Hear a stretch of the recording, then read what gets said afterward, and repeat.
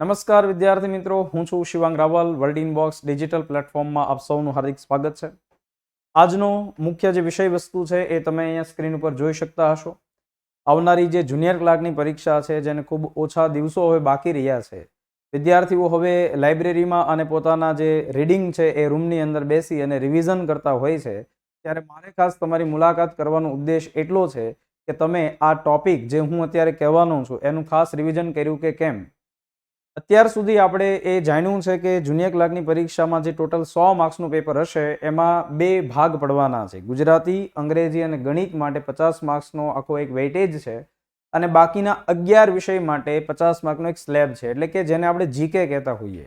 પણ મારે આજે તમને જણાવવું છે કે એ જે 50 માર્કના જીકેના ટોપિકની અંદર કયા કયા ટોપિક તમારે ખાસ કરવા જોઈએ, જે તમને કદાચ તમારી મૂંઝવણમાં છે એ ખૂબ જ ઘટાડો કરશે. કોન્ફિડન્સથી ટોપિક વાંચીને જાઓ. હું એમ કોઈ કહેતો નથી પર્ટિક્યુલર આ બુકમાંથી વાંચો, પણ એ કહેવા માંગુ છું કે એટલા ટોપિક જે હું આજે તમને કહેવાનો છું એ આખું જે લિસ્ટ છે એ તમે ફરી એકવાર રિવાઇઝ કરો, કારણ કે બહુ ઓછા દિવસો બાકી રહ્યા છે. એટલે ઘણા બધા વિદ્યાર્થીઓ છે અત્યારે મૂંઝાતા હશે કે એટલા ઓછા ટાઈમમાં મારે કયા કયા વિષયનું રિવિઝન કરવું, અથવા બંધારણ આખું કરવું ન થઈ શકે એટલા ઓછા દિવસની અંદર આખું ભૂગોળ કરવું, આખું ઇતિહાસ કરવું, આખો વારસો કરવો, આખું સામાન્ય વિજ્ઞાન કરવું, આખું કોમ્પ્યુટર કરવું. આ 11 વિષયમાંથી પૂછાવાનું છે 50 માર્કનું. એટલે એવરેજ તમે જોશો તો 11 જે ટોપિક છે, 11 વિષય છે, એમાંથી 4-5 પ્રશ્ન પૂછાય. તો એની માટે કયા કયા ટોપિકને આપણે વધારે ભારપૂર્વક વાંચવા જોઈએ, તો મારે તમને આજે જનરલ નોલેજ અંતર્ગત, સામાન્ય અભ્યાસ અંતર્ગત કયા ટોપિક કરવા જોઈએ એ સમજાવવાનું છે. આ બોર્ડની સ્ક્રીન ઉપર તમે ખાસ ટોપિક જોઈ શકશો અને આવા હું તમને અલગ અલગ 25 જેટલા ટોપિક આપીશ. એ તમામ ટોપિક, અને છેલ્લે એ પણ કહીશ કે એ ટોપિક છે એ તમારે તૈયાર કરવા હોય તો કયો બેસ્ટ સોર્સ છે. તો સૌથી પહેલા તમારે જે ટોપિક કરીને જવાનું છે એ ટોપિક છે ગુજરાતના સાંસ્કૃતિક વનો. હવે આપણે જાણીએ છીએ કે ગુજરાતની અંદર ગુજરાત સરકાર દ્વારા 2004ના વર્ષથી એક પરંપરા ઊભી કરાઈ છે. એની પરંપરા છે સાંસ્કૃતિક વનની, જે અત્યારે દર વર્ષે એક સાંસ્કૃતિક વન અપડેટ થાય છે. છેલ્લે જે બન્યું સુરેન્દ્રનગરની અંદર વટેશ્વર વન બન્યું દોસ્તો. તો એ કેટલામાં વનોત્સવ નિમિત્તે બન્યું, કયું વન છે, કયો જિલ્લો છે, આ બધા પ્રશ્નો તો પૂછાય. પણ એની પહેલાના અત્યાર સુધીના જે 21 બીજા સાંસ્કૃતિક વનો છે અને વટેશ્વર વન બનીને 22 સાંસ્કૃતિક વનો છે, એ 22 માંથી તમને જોડ પૂછાઈ શકે. એટલે એક સાંસ્કૃતિક વનનો ટોપિક ખાસ તમે તૈયાર કરીને જજો. કદાચ તમારી પાસે એના ડેટા અવેલેબલ ન હોય તો યુટ્યુબમાં એક લેક્ચર પણ સાંસ્કૃતિક વનનો મેં ભણાવેલો છે, એને તમે સર્ચ કરશો તો પણ તમને મળી જશે. વર્ષ 2011ની વસતી ગણતરી, સેન્સસ રિપોર્ટ. કોઈ પણ એવી પરીક્ષાઓ ગવર્મેન્ટની નથી હોતી કે જેમાં વસ્તી ગણતરીના આંકડા આપણને નથી પૂછાતા. તો 2011ની વસ્તી ગણતરી કરીને જવાની છે. જો કે અત્યારે કરંટ અફેર્સની અંદર એવી માહિતી આવી છે કે ઓક્ટોબર 23ની અંદર નવી ગણતરી શરૂ થશે. તો તમને એ પણ પૂછવામાં આવે કે જો આ 2023માં જ ગણતરી શરૂ થવાની છે તો એ કેટલામી ગણતરી હશે દોસ્તો, અને અત્યાર સુધી ભારતમાં કેટલી ગણતરી થઈ. વસ્તી ગીચતા પૂછાય, વસ્તીનું પ્રમાણ પૂછાય, જાતિ પ્રમાણ પૂછાય, લિંગ પ્રમાણ જેને આપણે કહેતા હોઈએ છીએ, કયા જિલ્લામાં વધારે છે, ભારત હોય તો કયા રાજ્યમાં વધારે છે. આ બધા જ તથ્ય મસ્ત રીતે તૈયાર કરવાના છે તમારે લોકોએ. વિવિધ ક્ષેત્રે અપાતા હોય એવા પુરસ્કારો, એ સાહિત્ય ક્ષેત્ર હોય, વિજ્ઞાન ક્ષેત્ર હોય, અથવા એ કોઈ પણ શિક્ષણ ક્ષેત્ર સાથે સંબંધિત હોય, તો એ પુરસ્કારો અને એનું ક્ષેત્ર છે એની જોડ આપણને પૂછાય. અને આપણા જે વર્લ્ડ ઇનબોક્સના મેગેઝિનની અંદર તમે તૈયાર કરતા હશો, દર મહિને આવતું હોય તો એમાં પુરસ્કારની અલગથી કોલમ આપવામાં આવે છે. તો છેલ્લા 6 મહિનાના મેગેઝિન એને તમારે લેવાના છે, ફેંદી વળવાના છે, પુરસ્કારોને જોઈ લેવાના છે અને ખાસ ક્ષેત્રને જોઈ લેવાના છે.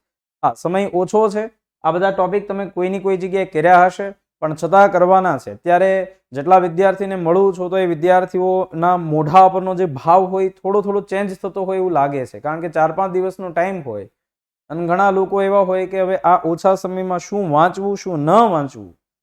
ખાસ આ મારે લેક્ચર લેવાનો ઉદ્દેશ પણ એ છે કે અમારે સાહેબ બસની ટિકિટ બુકિંગ કરાવવાની માથાકૂટ કરવી કે હવે રિવિઝન કરવું, આ ઘણા લોકોને ખ્યાલ નથી આવતો કે બીજા કોઈ જિલ્લામાં નંબર આવ્યો હોય તો એટલા ટોપિક તો એટલીસ્ટ કરી નાખવાના, એટલા ટોપિકનું મટીરિયલ લાવવાનું. જો ટ્રાવેલિંગ કરો છો તો પણ એક ઉપર છેલ્લી નજર તો ફેરવી જ નાખવાની. એટલીસ્ટ તમે જેટલા 6 મહિના 1 વર્ષ મહેનત કરી છે એ કામમાં તો આવવાની જ છે દોસ્તો, એ કોઈ એળે જવાનું નથી. પણ આની ઉપર નજર ફેરવીને જશો તો કોન્ફિડન્સમાં વધારો થશે. પુરસ્કારો અને ક્ષેત્રો તૈયાર થાય પછી અગત્યના દિવસો, એમાંય ખાસ કરીને હું તમને એક માહિતી આપીશ કે જે તમારા મહિનાની અંદર એપ્રિલ મહિનાની અંદર પરીક્ષા છે, તો એપ્રિલ પહેલાના 3 મહિના જાન્યુઆરી, ફેબ્રુઆરી, માર્ચ એપ્રિલ મહિનો અને આગળનો મહિનો, આ 5 મહિના આપણી માટે ખૂબ જ આઈએમપી હોય છે. માર્ચ મહિનો તો ઘણા બધા ભૌગોલિક બાબતો માટે પણ દિવસ મહિમા હોય છે, કે જેની અંદર ચકલી દિવસ પણ હોઈ શકે અને ટીબી દિવસ પણ હોઈ શકે, થિયેટર ડે પણ હોઈ શકે. આ બધા જ દિવસો છે એ પરીક્ષામાં પૂછાઈ શકે. જે કોઈ અગત્યની સંસ્થા હોય એની સ્થાપનાઓ થઈ હોય, જેમ કે હમણાં જ 1 એપ્રિલનો દિવસ હતો, આરબીઆઈ ની સ્થાપના દિવસ હતી, તો આરબીઆઈ માંથી ક્વેશ્ચન 100% આવી શકે અને એમ પણ ઇકોનોમિક્સનો એક ભાગ છે. અર્થતંત્ર જુનિયર ક્લાર્કની અંદર પૂછાય છે. એટલે આપણે એવા જે આઈએમપી દિવસો છે એનું એક લિસ્ટ તૈયાર કરવું જોઈએ. અને હજી હું કહું છું કે ક્યાંથી કરવું એ પણ હું તમને છેલ્લે કહીશ. છેક સુધી આખો આપણો આ જે લેક્ચર સેશન, જે વિડીયો લેક્ચર છે, એના સેશનમાં તમારે જોડાયેલું રહેવાનું છે. ગુજરાતના, ભારતના અને વિશ્વ છે એની સંસ્થા, જેટલી પણ સંસ્થાઓ છે એના હાલના પદાધિકારીઓ, જેમ કે WHO નામની સંસ્થા હોય અથવા યુનો છે, તો યુનોની અંદર મહાસચિવ હોય, જેને આપણે ચીફ સેક્રેટરી કહેતા હોઈએ છીએ, એના અધ્યક્ષ હોય, યુનોની જે સામાન્ય સભા છે એના અધ્યક્ષ હોય, તો અત્યારે કોણ છે હાલમાં. પછી વર્લ્ડ બેંક છે, તો એની સાથે સંબંધિત કોઈ જો નવા જૂની થઈ હોય, યુનેસ્કો સાથે સંબંધિત કોઈ નવા જૂની થઈ હોય, તો મેગેઝિનમાંથી તમે વાંચીને હાલના જે પદાધિકારીઓ છે એને અપડેટ કરી શકો છો. ભારતની અંદર જે સંસ્થાઓ છે, નીતિ આયોગ જેવી સંસ્થાઓ હોય, ઈસરો જેવી સંસ્થા છે, DRDO જેવી સંસ્થા છે, ગુજરાત છે તો ગુજરાતની અંદર આવેલી જાહેર ક્ષેત્રની, અમુક ખાનગી, અમુક સહકારી એવા જે ક્ષેત્ર છે, જેમ કે અમૂલ છે, તો એના જે ડિરેક્ટર હોય, જો ચેન્જ થયા હોય તો એને લગતા ડેટા છે એ પદાધિકારીઓના આપણે યાદ રાખવા જોઈએ. એટલે આની માટે મેગેઝિનનો સહારો તમારે ખાસ લેવો જોઈએ. એની પછી સાંસ્કૃતિક વારસા સાથે સંબંધિત છે ધર્મ અને એની સાથે સંકળાયેલા પવિત્ર સ્થળો. મોટાભાગની પરીક્ષામાં પૂછાય છે. અને ભારતની અંદર જેટલા પણ અલગ અલગ ધર્મ છે એની સાથે સંબંધિત સ્થળો આવેલા છે, એની જોડ પણ પૂછાય. અથવા તમને જીકેમાં કોઈ એક શબ્દ આપી દેવામાં આવે કે ઉદવાડા નામનું પવિત્ર સ્થળ ક્યાં આવેલું છે, અથવા આજે દેવની મોરી નામનો જે સ્તૂપ ધરાવતો ભાગ છે એ આપણા ગુજરાતના કયા જિલ્લામાં આવેલું છે. સેમ એ જ વસ્તુ ભારત લેવલે પણ પૂછાશે, કારણ કે આપણને સ્પષ્ટ સિલેબસની અંદર આપવામાં આવેલું છે કે ભારત અને ગુજરાતનો વારસો, ભારત અને ગુજરાતનો ઇતિહાસ, ભારત છે એની સાથે સંબંધિત તથ્ય પણ આપણે કરવાનું અચૂકથી જોવે. ગુજરાતના મહાનુભાવો એ કલા ક્ષેત્ર હોય, શિક્ષણ ક્ષેત્ર હોય કે રાજકીય ક્ષેત્ર હોય, રવિશંકર મહારાજ છે, રવિશંકર રાવળ છે, તો એવા જે વ્યક્તિઓ છે, ગીજુભાઈ બધેકા છે, કોઈ પણ એવા મહાનુભાવો કે જેનાથી આપણા ગુજરાતની અંદર કે દેશની અંદર છે એ કોઈ પણ એવી સારી બાબતો કરવામાં આવેલી છે, એવા તમામ મહાનુભાવો છે. એ પછી કોઈ એવા ફિલ્મ ક્ષેત્ર સાથે સંબંધિત હોય કે જેને ખૂબ જ સારો સંઘર્ષ કરીને આગળ આવેલા છે, કે કોઈ ઉદ્યોગપતિ હોય, તો એમના ડેટા પણ આપણી પાસે પુસ્તકની અંદર તૈયાર છે, એના પણ નજર તમારે ફેરવવી જોઈએ. એમાંથી પણ ક્વેશ્ચન હોઈ શકે. અત્યાર સુધીના ભારતના તમામ વડાપ્રધાનો, જવાહરલાલ નહેરુથી લઈને નરેન્દ્રભાઈ મોદી સુધી, જેટલા પણ એવા મહત્વના વડાપ્રધાનો છે, એ ભારતની અંદરના જેટલા પણ એવા મહત્વના રાષ્ટ્રપતિઓ છે એની એક ચર્ચા છે એ તમારે જીકેની બુકમાંથી જોવી જોઈએ. ગુજરાતના તમામ મુખ્યમંત્રીઓ છે એમાં પણ આપણા જે જીવરાજ મહેતા છે ત્યાંથી લઈ અને અત્યાર સુધીના જે ભૂપેન્દ્રભાઈ પટેલ છે ત્યાં સુધીના ડેટા, અને ખાસ કરીને એમના સમયની અંદર થયેલા જેટલી પણ ઘટનાઓ છે, માનો કે કોઈ એવી પહેલ શરૂ કરવામાં આવેલી છે, યોજના શરૂ કરવામાં આવેલી છે, શિક્ષણ નીતિની અંદર બદલાવ લાવવામાં આવેલો છે, તો આ બધા જ ક્વેશ્ચનો છે પૂછાયેલા છે. ઇવન એવા પણ ક્વેશ્ચનો પૂછાયેલા છે કે ગુજરાતના કયા કયા મુખ્યમંત્રીઓ છે એના સમયની અંદર રાષ્ટ્રપતિ શાસનો લાગેલા છે. તો આ બધા તથ્ય તમારે તૈયાર કરવાના છે. આંતરરાષ્ટ્રીય સંસ્થાઓ, વૈશ્વિક સંસ્થાઓ, અને એ આંતરરાષ્ટ્રીય સંસ્થાની અંદર તૈયાર કરતા હોય તો શરૂઆત યુનોથી થાય. યુનો જેવી જે સંસ્થા છે એના અંગો, એના વડુ મથક ક્યાં આવેલા છે, યુનેસ્કો છે, IMF સંસ્થા છે, યુનિસેફ સંસ્થા છે, WTO જે સંસ્થા છે, WHO, આવી જે સંસ્થાઓ છે, તમામ સંસ્થાઓ છે એમાંથી ક્વેશ્ચન તમને પૂછાય. એની સ્થાપના પૂછાય દોસ્તો, એના વડુ મથક છે એ પૂછાય. તો તમારે બે જ બાબતો યાદ રાખવાની છે, સંસ્થાનું પૂરું નામ, સ્થાપના, અને એ કઈ જગ્યાએ એનું વડુ મથક આવેલું છે. આ 2-3 મુદ્દાઓ તમે યાદ રાખશો એટલે આ મુદ્દામાંથી તમે ક્લિયર થઈ જશો. એની પછી છે આઈએમપી ટોપિક ગુજરાતના જિલ્લાઓ, અને એની માટે જો આ બધા હું ટોપિક કહું છું એની માટે તમારે કોઈ પર્ટિક્યુલર એક વિષય માટે આખી બુક કરવાની જરૂર નથી. અને તમને ખ્યાલ હોવો જોઈએ કે ઓછા ટાઈમમાં આખી પુસ્તક થાય પણ નહીં, આપણી પાસે એટલો સમય પણ નથી કે આખી બુકને રિવાઇઝ કરી શકીએ. તો જે તમને વહેલા તે પહેલાના ધોરણે સારું મટીરિયલ મળે છે કે જેમાં ટોપિક હોય એ તમારે કરવાનું છે. ગુજરાતના જિલ્લાઓ માટે 33 જિલ્લાઓ છે, તો એક તમે પુસ્તક વાંચો છો જેની અંદર જિલ્લામાં ઇતિહાસ પણ હોય, એનું જે ભૂગોળ હોય એ પણ હોય અને એનો જે વારસો છે એ પણ હોય, તો એ તમારે 33 જિલ્લાઓ છે એની પરથી નજર ફેરવી લેવાની છે ફટાફટ. હમણાં તાજેતરની અંદર જે રમત ગમત સાથે સંબંધિત તથ્ય હોય એ છેલ્લા 5-6 મહિનાની ઘટનાઓ આપણા મેગેઝિન લઈને બેસવું પડે દોસ્તો. એની માટે ખેલાડીઓ, ઘણી બધી પરીક્ષાઓમાં ખેલાડીઓના ઉપનામ પૂછવામાં આવે છે કે ભાઈ કયા વ્યક્તિને આનું નામ આપવામાં આવેલું છે. એ ઉપનામ, IPL શરૂ થઈ છે, ઓલિમ્પિક સાથે સંબંધિત તથ્ય તમને પૂછવામાં આવે, ગેમ, એના નામ, એના સ્ટેડિયમ, એ સ્ટેડિયમના નામ પણ પૂછાય છે દોસ્તો. એટલે એની ઉપર પણ શક્ય હોય ત્યાં સુધી એક નજર ફેરવી નાખવાની. વિવિધ દેશના જે ચલણી નાણું છે અને એમાં ખાસ કરીને એશિયાના દેશો હોય તો તમારે ખાસ યાદ રાખવાના, ભારતના પાડોશી હોય તો ખાસ યાદ રાખવાના. દેશોની રાજધાની આપણે યાદ રાખશું. ભારત અને વિશ્વ, ગુજરાતની મોટી અગત્યની કંપની, એના જે CEO છે એ અને વડુ મથક. જો અહીંયા હું વાત કરી રહ્યો છું એમાં ખાનગી કંપની પણ આવે, એની અંદર છે એ તમારે જે જાહેર કંપની છે, સરકારી કંપની છે તો એ પણ આવે. જેમ કે ઘણી પરીક્ષામાં ONGC નું વડુ મથક પૂછાય તો આપણે દેહરાદૂન કહેતા હોઈએ, તો એ ONGC છે ખાનગી કંપનીથી સરકારની કંપની છે, એ જાહેર કંપની છે. પછી ટાટા સ્ટીલ એન્ડ આયર્નનો જે પ્લાન્ટ તમને જોવા મળે છે, તો એ જે ટિસ્કો નામની છે, ક્યારે સ્થાપના થઈ? 1907 આઝાદી પહેલા, લોખંડ પોલાદ ઉદ્યોગ સાથે સંબંધિત, તો એ ખાનગી કંપની છે. વર્તમાન સમય એ સંસ્થા સાથે જોડાયેલા વ્યક્તિ, ચેરપર્સન, ચેરમેન અથવા વિશ્વની સંસ્થા હોય, ફેસબુક જેવી સંસ્થા હોય, IT ક્ષેત્રની સંસ્થાઓ છે, ટેસ્લા નામની સંસ્થા, એવી એક કંપની કે જે આખા જે વિશ્વને ઇન્ફ્લુઅન્સ કરી શકે, તો એવી જે કંપનીઓ છે એના આપણે વડુ મથક યાદ રાખવાનું છે. ઘણી બધી પરીક્ષામાં ફેસબુક વિશે પૂછાઈ ચૂકેલું હોય, યુટ્યુબ વિશે પૂછાયેલું હોય, તો તમારે એ સંસ્થાઓને યાદ રાખવાની. માઇક્રોસોફ્ટ વિશે પૂછાઈ ગયેલું, જો કે કોમ્પ્યુટર સાથે સંબંધિત પોઈન્ટની અંદર પૂછાઈ શકે, પણ પૂછાઈ શકે દોસ્તો.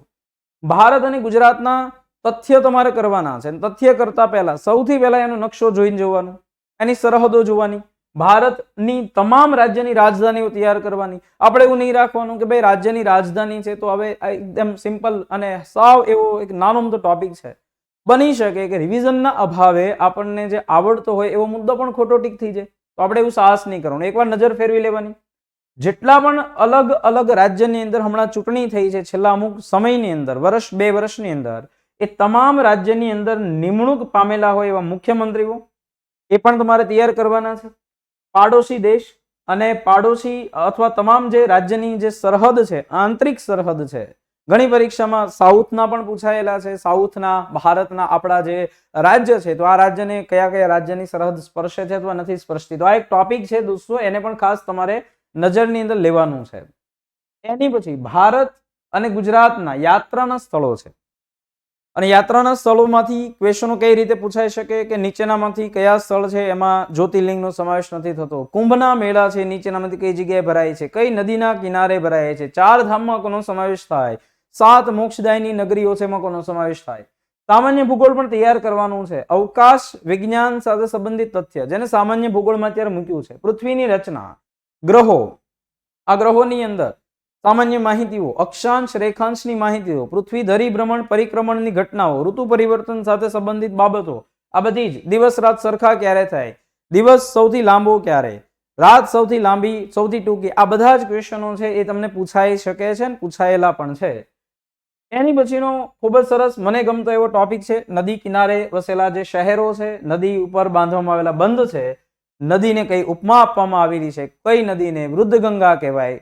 કઈ નદી છે ઘોડાપુરી નદી છે? કઈ નદી છે ગુજરાતની અંબા છે? કઈ નદી છે દક્ષિણની ગંગા છે?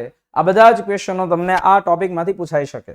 અગત્યની સંસ્થાઓ આપણા ભારત દેશની દોસ્તો, ગુજરાતની પણ અને ભારતની પણ, જેમ કે ઈસરો વડુ મથક કઈ જગ્યાએ, DRDO કઈ જગ્યાએ પરીક્ષણ કેન્દ્ર આવેલા છે, તો આ બધા તથ્ય એની સાથે સંબંધિત વ્યક્તિઓ જે મહત્વના હોય એ ગાંધીજી સાથે સંબંધિત હોય એવા રસપ્રદ તથ્ય તમારે તૈયાર કરવાના છે. અને એનું મટીરિયલ પણ આપણી પાસે અવેલેબલ હોય છે, પણ છતાં તમારે એની અંદર કોઈ મુશ્કેલી થાય તો સંસ્થાનો સંપર્ક કરવાનો કે અમારે આવા તથ્ય વાંચવા છે ફટાફટ ફાસ્ટ રિવિઝનમાં, તો અમે કઈ રીતે કરી શકીએ. અગત્યના સમાધિઘાટ, જે મહત્વના એવા જે તે સમયના મહાપુરુષો હતા, મહાનુભાવ હતા, અને એમના મૃત્યુ બાદ એમની સ્મૃતિમાં જે જગ્યાએ સમાધિ સ્થળ બનાવવામાં આવેલું છે એના સમાધિ સ્થળના જોડકા પણ આપણને પૂછાય. તલાટી જેવી પરીક્ષામાં ખાસ પૂછાયેલા છે, એટલે એને તૈયાર કરવા જોઈએ. પ્રાચીન ગ્રંથો, જે પ્રાચીન પુસ્તકો છે તેના રચયિતા, કયા વ્યક્તિએ કયું પુસ્તક તૈયાર કરેલું છે? સાંસ્કૃતિક વારસા અંતર્ગત ગુજરાત ભારતના લોકનૃત્ય, તહેવારો અને ઉત્સવો, ભારતના આંતરરાષ્ટ્રીય એરપોર્ટ્સ અને તેના નામ, ખાસ કરીને આ ટોપિક તૈયાર કરીને જવાનો તમારે. એરપોર્ટ્સ પણ પૂછાય છે આપણને, હવાઈ મથક, અને પણ ઇન્ટરનેશનલ લેવલે આવેલા હોય તો, અને ગુજરાતના હોય તો આવડશે, પણ ભારત સાથે સંબંધિત રાજસ્થાનના પણ પૂછાય છે, અંદમાન નિકોબારનું પણ પૂછાયેલું છે, ઉત્તર પ્રદેશના પણ પૂછાયેલા છે. કોઈ પણ નામ આપશે કયા રાજ્ય સાથે અથવા કયા સ્થળે આવેલું છે. તો દોસ્તો આ મેં તમને 24 થી 25 જેટલા ટોપિક આપ્યા.